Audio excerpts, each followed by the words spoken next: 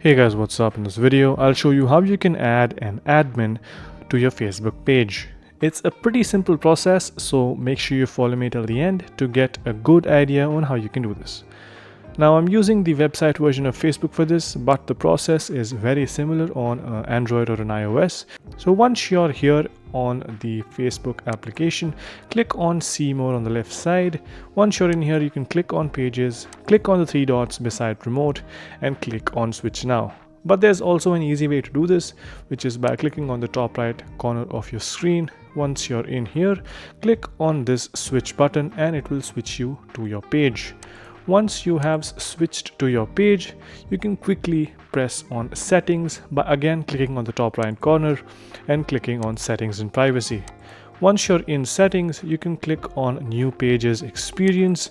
Once you do that, this is the page that you want to be in. And under this, you can see an option where it says Add New beside People with Facebook Access. Once you do this, it will tell you what this access is all about and all the features it has.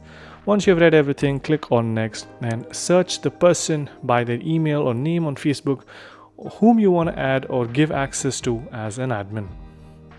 Once you have searched up that name, click on the account and click on this option if you want to give that person full control, which includes deleting the page as well. So if you are trusting this person, you can give them full access.